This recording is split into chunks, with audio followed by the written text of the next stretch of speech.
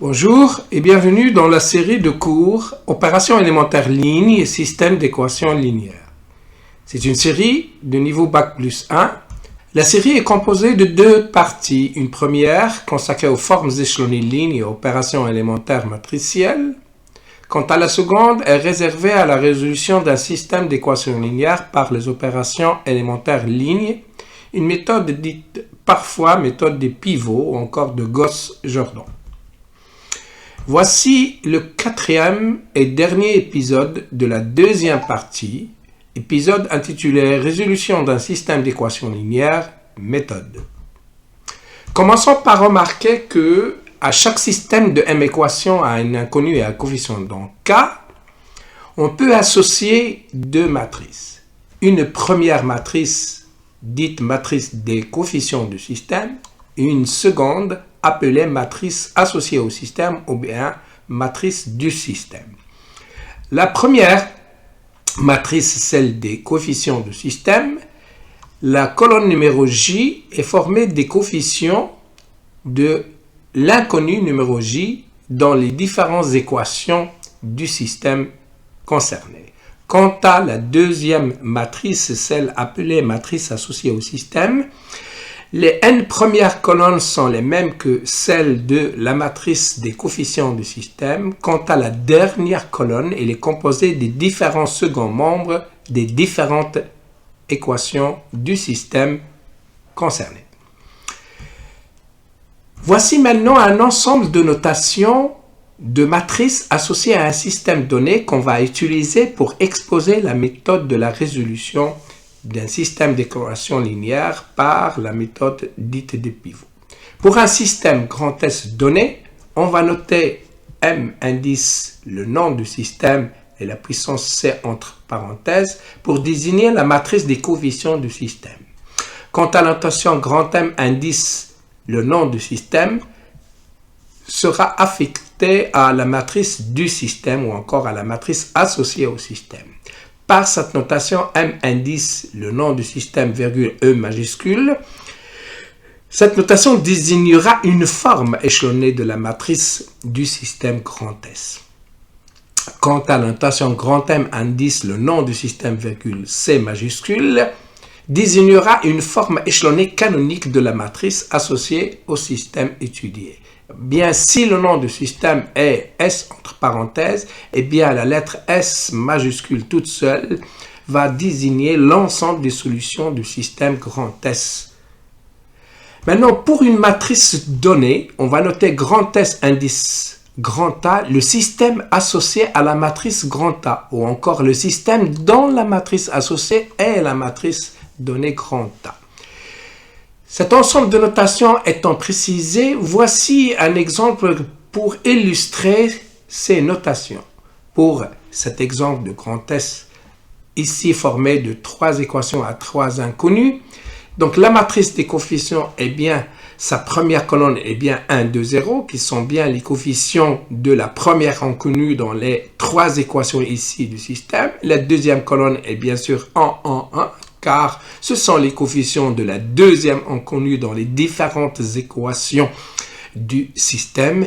Et bien de la même, la troisième colonne est bien 1, 3, moins 2. Maintenant, voici la matrice du système. Celle-ci, c'était la matrice des coefficients. Eh bien, cette matrice aura 4 colonnes. Eh bien, les trois premières sont celles de la matrice des coefficients. La dernière colonne est formée des différents seconds membres, ici, des différentes équations constituant notre système grand S. Maintenant, quant à M indice grand S, virgule grand E majuscule, ce sera une forme échelonnée de M indice grand S. Eh bien, si on applique les deux opérations élémentaires, la première concernant ajouter la deuxième ligne moins 2 fois la première, et puis la deuxième opération qui consiste à ajouter à la troisième ligne une fois la deuxième, on va obtenir cette matrice-là qui est bien échelonnée, et donc celle-ci peut être désignée par cette notation. Quant à grand M indice grand S, virgule C, donc il faut aller chercher une forme échelonnée canonique de cette matrice-là, eh bien, si vous appliquez la méthode qui a été exposée dans les épisodes précédents, eh bien, on va tomber sur cette matrice-là qui est bien la forme échelonnée réduite canonique et donc il peut être désigné par cette notation-là. Quant à grand S, eh bien, ce système est là une solution unique que vous allez comprendre à la fin de cet épisode comment cette solution a été trouvée. Donc, on peut noter grand S égale 3, 0, moins 2 et c'est-à-dire que ce système n'a qu'une seule solution, c'est x1 égale 3, x2 égale 0 et x3 égale moins 2. Voici donc un exemple simple pour illustrer et comprendre ces notations introduites dans la diapositive précédente. Rappelons maintenant quelques résultats qui ont été exposés dans l'épisode 3. Je rappelle, cet épisode était divisé en deux, intitulé « Système d'équations linéaires équivalentes grand 1 et système d'équations linéaires équivalent grand 2. Nous avons établi 4 résultats qu'on va rappeler ici car on va s'en servir pour justifier la méthode qui sera exposée ici pour résoudre un système d'équations linéaires. Là où le premier résultat, nous avons établi que 2 systèmes d'équations linéaires équivalents ont le même ensemble de solutions. Une deuxième proposition qui a été aussi établie est, disons que 2 systèmes d'équations linéaires sont équivalents si et seulement si leurs matrices associées sont équivalentes. Une troisième proposition qui a été aussi établie, disons que l'ensemble de solutions d'un système d'équations linéaires grand S est celui de tout système d'équations linéaires associé à une forme échelonnée de M indice grand S.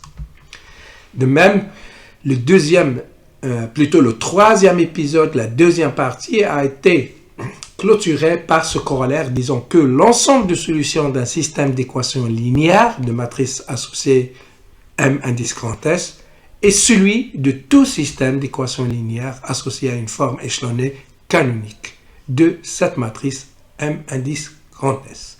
Donc, cet ensemble de résultats étant précisé, voici le plan de résolution de cette méthode. Pour résoudre un système d'équations linéaires par la méthode des pivots, on procède de la manière suivante. Comptons sur la proposition 3, disons que l'ensemble de solutions d'un système est le même que celui associé à une forme échelonnée de la matrice associée à ce système. On va commencer par déterminer une forme échelonnée de la matrice associée au système donné. Et puis, sachant qu'une telle matrice aura M ligne, n plus 1 colonne,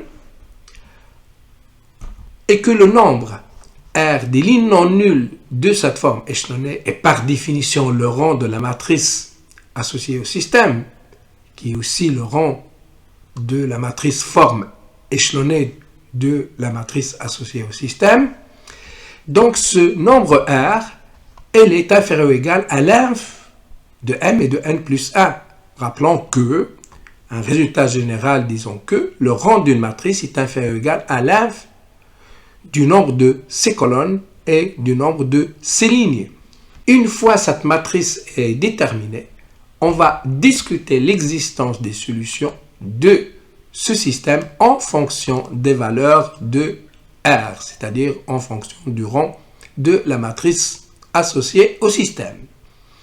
Et plus exactement, le corollaire rappelé dans la diapositive précédente va nous permettre de dire, ou bien plutôt va nous permettre de déterminer l'ensemble de solutions. C'est-à-dire, au niveau de la discussion, on va savoir est-ce que ce système a des solutions ou pas.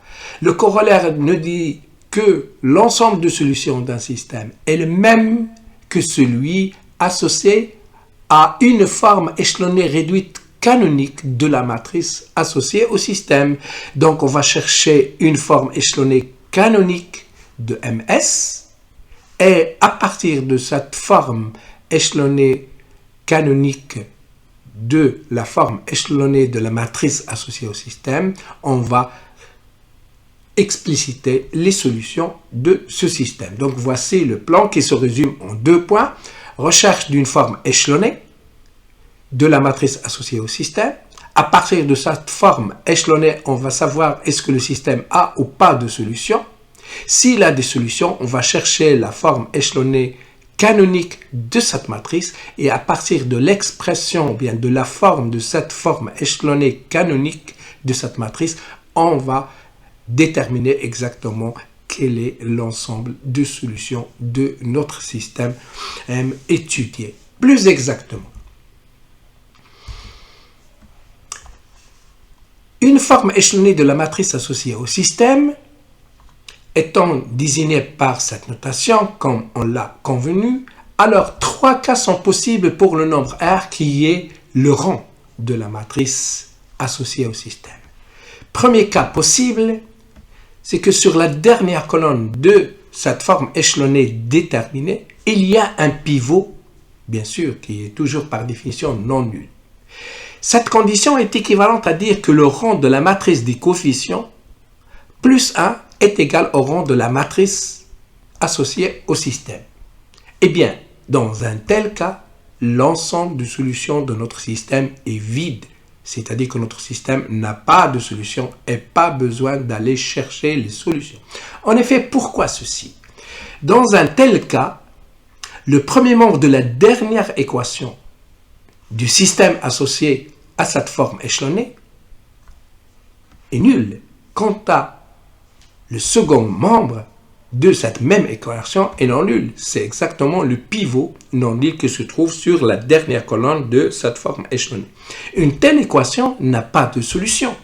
Et par conséquent, le système associé à cette matrice forme échelonnée de notre matrice associée au système n'a pas de solution. Et donc, notre système aussi, puisque notre système, sa matrice associée est équivalente à sa forme échelonnée et donc notre système aussi n'a pas de solution. Voilà donc la justification pourquoi dans ce cas-là, notre système n'a pas de solution. Regardons un exemple qui illustre ce cas-là. Voici un système formé de 4 équations et 3 inconnues.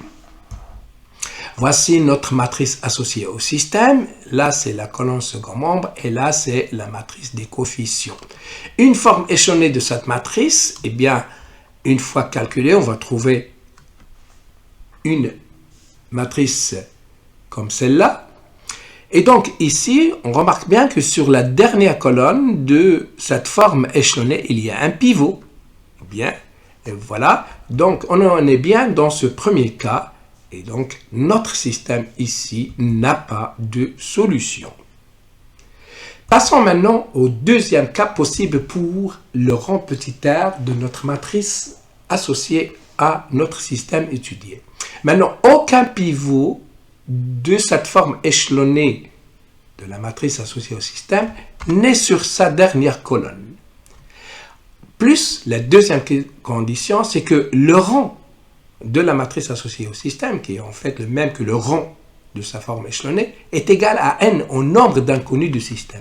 Eh bien, cette condition d'une part est équivalente que les deux matrices, que ce soit celle associée au système ou bien celle des coefficients du système, est égale à petit n. C'est-à-dire les deux conditions peuvent être résumées en une seule qui est celle-là. Eh bien, dans un tel cas, notre système a une seule et unique solution. Eh bien, la justification de ce deuxième cas est que dans un tel cas, le rang est petit n, et puisque petit n est inférieur ou égal à l'inf du nombre de colonnes et le nombre de lignes d'une matrice, eh bien, c'est que donc le nombre des lignes est plus grand et égal au nombre de colonnes. Donc, notre matrice est la m-n lignes nulles, puisqu'elle n'a que n pivots. Il n'y a que n lignes qui ont des pivots, les autres elles sont nulles. Comme nous l'avons convenu, ça c'est la notation d'une forme échelonnée canonique de cette forme échelonnée.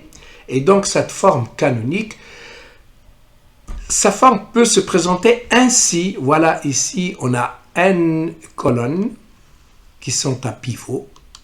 Et donc le second, ou bien la dernière colonne, elle va comporter des nombres C1, C2, Cn. Ici, les m moins n dernières colonnes qui sont nulles.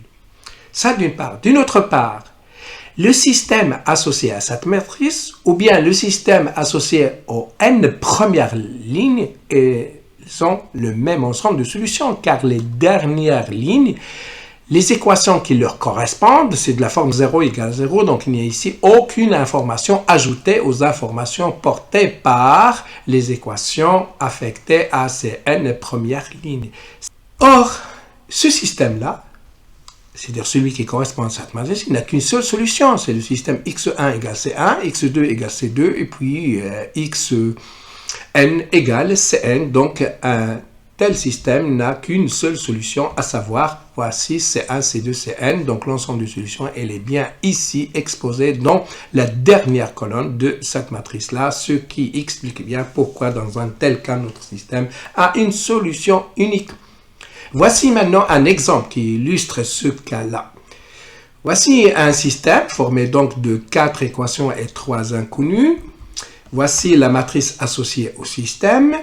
Bien, un simple calcul donne qu'une forme échelonnée de cette matrice est bien celle-là. Alors, quand on peut le remarquer, eh bien, c'est bien, le rang, elle est bien égale à 3. Et 3, c'est le nombre des inconnus. En plus, la dernière colonne ne porte aucun pivot. Donc, notre système a bien une solution unique. Pour chercher cette solution, il faut aller chercher une forme échelonnée canonique de cette matrice ou bien de celle-là, qui est la même chose. Donc, pour calculer cette solution, il faut déterminer une forme échelonnée réduite canonique de cette matrice-là. Eh bien, un simple calcul montre, voici la forme échelonnée réduite canonique. Et donc, voici la solution de notre système comme on l'a montré dans les diapositives précédentes. Maintenant, passons au troisième et dernier cas possible pour R, le rang de la matrice associé à notre système étudié. Eh bien, ce troisième cas correspond au cas où aucun pivot de cette forme échelonnée de la matrice associée au système n'est sur sa dernière colonne. Et le rang, elle est plus petit strictement que n, le nombre des inconnus. Eh bien, dans un tel cas, notre système a une infinité de solutions.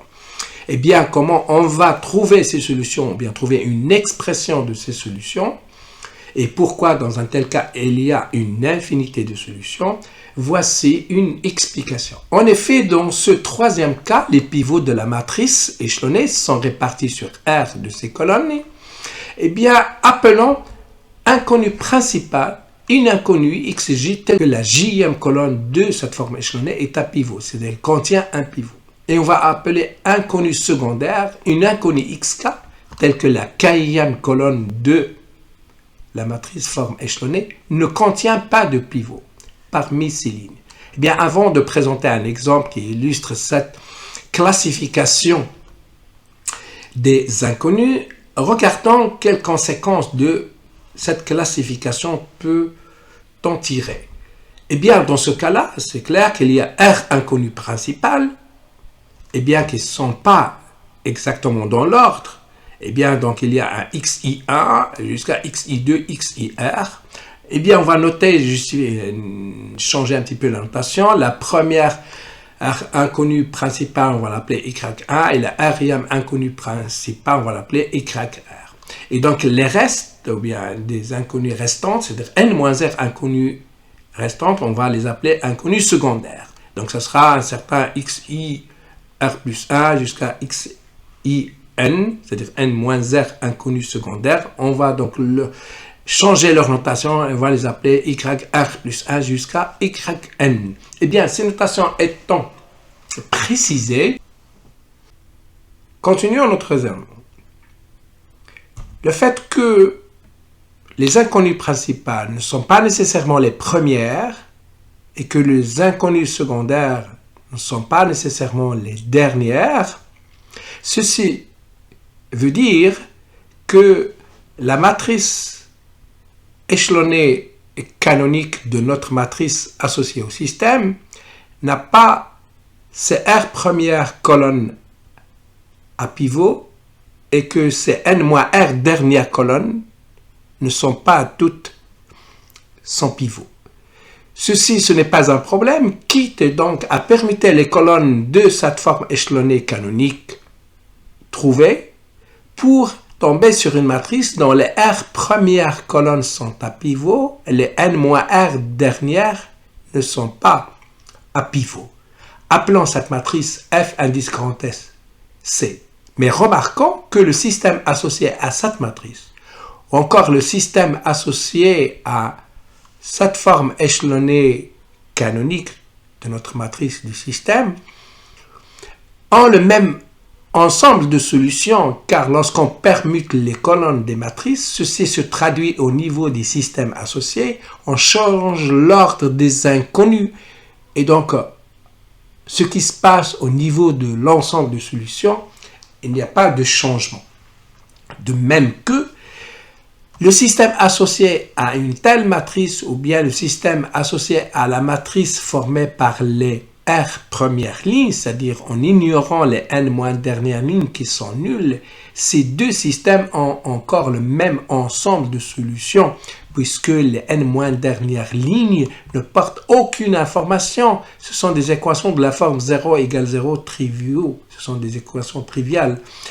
Et donc, on va s'intéresser au système associé à cette matrice désignée par M indice 1 star. C'est-à-dire, en oubliant maintenant les dernières lignes qui sont nulles.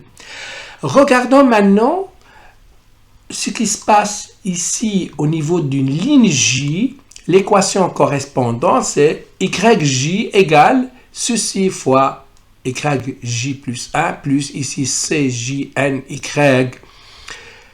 N égale DJ. Eh bien, une telle équation, alors pour l'inconnu numéro R plus 1, inconnu secondaire, et une valeur pour l'inconnu secondaire, ici numéro N, eh bien, on va obtenir une équation de la forme YJ égale moins ceci. Et donc, si je désigne par cette notation le système formé par ces équations-là, c'est-à-dire une fois qu'on a affecté aux inconnus secondaires ces valeurs fixées dans K, ce système aura comme matrice associée celle-ci. Mais une matrice comme celle-ci, son système d'équations, a une seule solution, c'est que Y1 égale cela, Y2 égale cette quantité, YR égale cette quantité. Et donc, le système qu'on va désigner, voilà, c'est-à-dire c'est ça le système, bon, son ensemble de solutions, voilà, il contient une seule solution. Mais on va voir que cette solution va nous donner une solution de notre système S. C'est-à-dire une fois qu'on a fixé des valeurs pour les inconnus secondaires, on va obtenir une solution pour notre système de départ. Plus exactement, voici notre système et voici sa solution. Eh bien, cette solution va nous donner une solution pour notre système grand S, à savoir, voici la solution de ce système et puis les valeurs pour les inconnus secondaires, ce sont TR plus 1 jusqu'à Tn. Et donc, notre système grand S a un ensemble de solutions infinies qui est, à chaque fois, les inconnus secondaires, on leur donne des valeurs fixées et une fois ces valeurs sont données, eh bien, ces valeurs vont nous préciser les valeurs des inconnus principales. Ce qui se traduit par ce commentaire. Disons que pour déterminer une solution d'un système d'équations linéaires qui entre dans le cadre de ce troisième cas, on donne aux inconnus secondaires des valeurs quelconques, dans K, mais une fois les valeurs des inconnus secondaires sont choisies, alors les valeurs des inconnus principales sont déterminées en fonction de celles choisies pour les inconnus principales. Plus exactement, ce sont celles de l'unique solution de ce système qui correspond aux valeurs affectées aux inconnus principales. Pour un petit peu éclaircir, parce que je sais c'est le cas le plus difficile parmi les 3 cas possibles. Regardons un exemple illustrant ce cas-là. Voici un système qui a 5 inconnus, 4 équations. Voici la matrice associée à notre système. Voici une forme échelonnée de cette matrice. Donc, on remarque bien que le rang est 3. La dernière colonne ne contient pas de pivot. Donc, on est bien dans le 3e cas. Et donc, les inconnus principales peuvent être x1, x2 et x5. Et les inconnus secondaires peuvent être donc x4 et x5. Et donc, notre système a une infinité de solutions. Eh bien, cherchons cet ensemble de solutions, ou bien trouvons son expression. Voici donc une forme échelonnée de notre matrice associée à notre système. Comme nous l'avons dit, voilà les inconnus principales et voilà les inconnus secondaires. Voilà une forme échelonnée, même ici c'est la forme échelonnée réduite canonique de notre matrice, permutant les colonnes. Voici F indice S de C. Donc, on va appeler ça Y1, Y2, Y3. Ou Y1, donc c'est X1, plus exactement ceci. Donc, on va Y1, c'est X1, Y2 égale X2, Y3, c'est X5.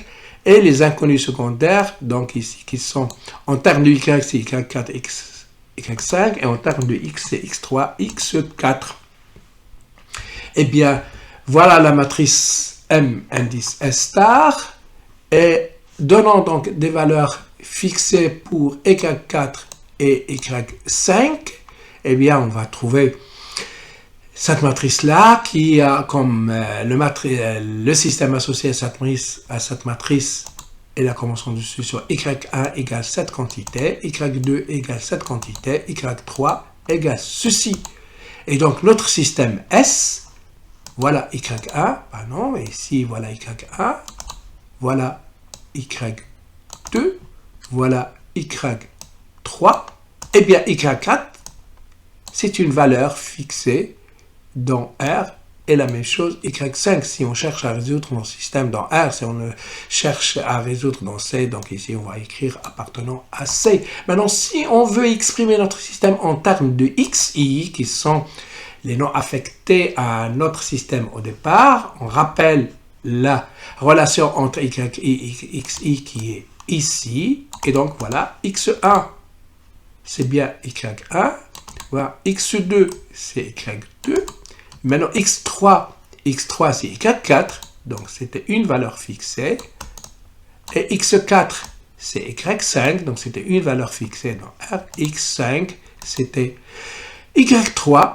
donc qui était égal à 3. Donc, voici l'expression de l'ensemble de solutions de notre système, que ce soit en termes de XI ou bien en termes de YI. Voilà, merci de votre attention et à bientôt.